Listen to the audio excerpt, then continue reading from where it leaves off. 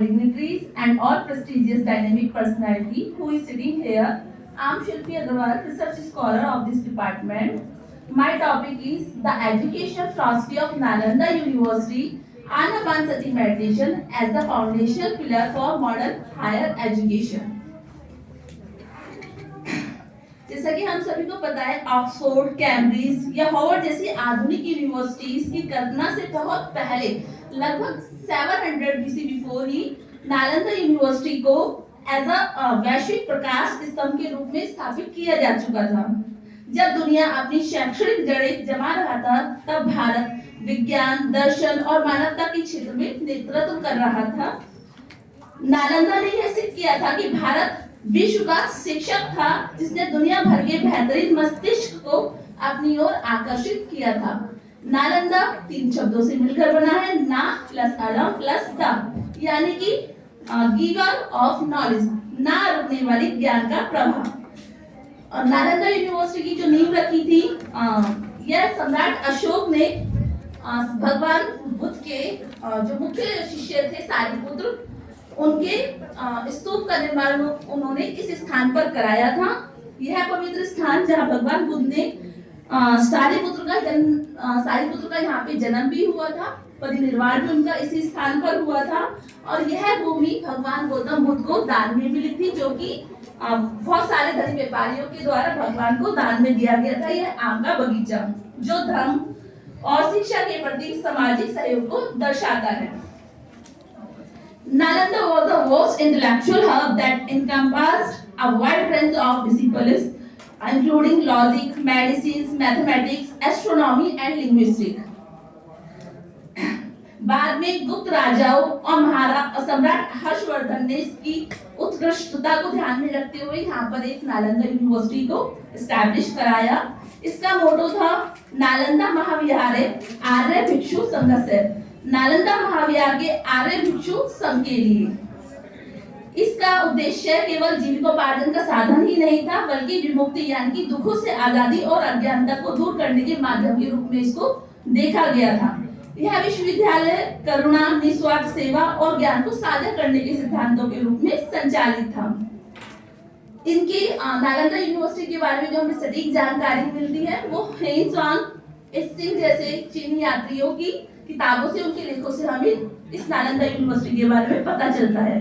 हेन स्वांग जो थे एक चीनी विद्वान थे जो कि ज्ञान की खोज में भारत आए थे और उन्होंने इस पर बहुत सारे लेख लिखे और लगभग उन्होंने 12 वर्षों तक नालंदा यूनिवर्सिटी में रहकर के शिक्षा ग्रहण करी।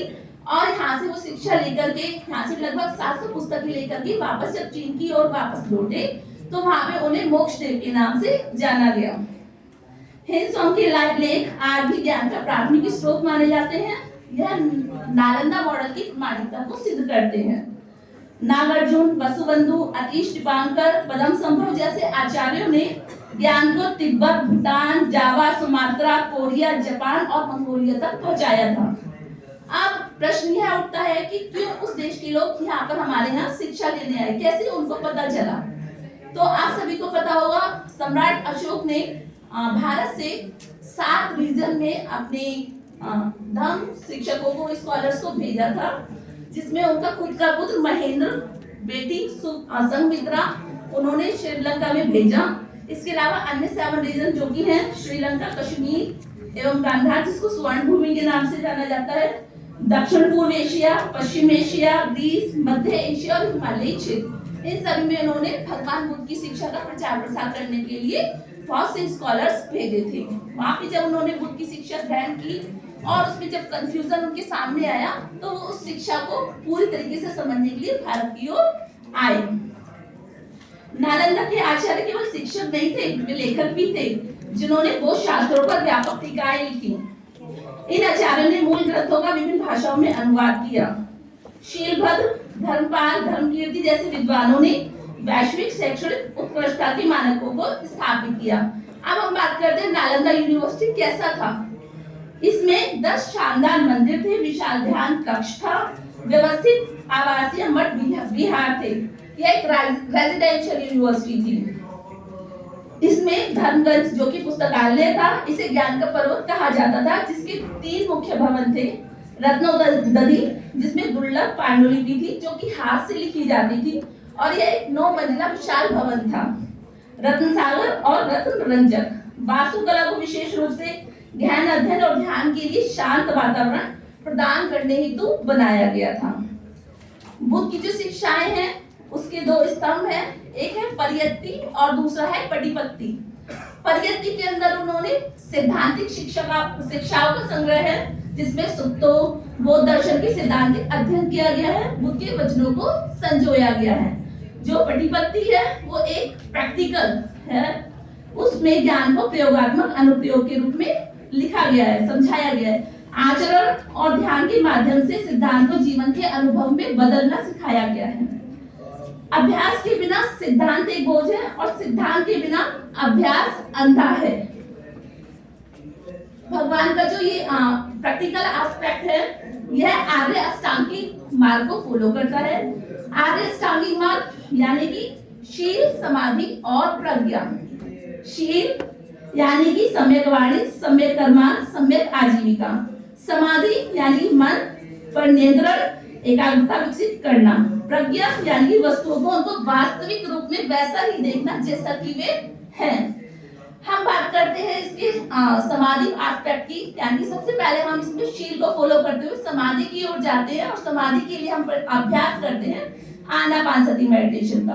आनापानसति मेडिटेशन यानी कि आन प्लस अपान यानी कि सांस का आना और सांस का जाना, उस पर नियंत्रण करते हुए हम,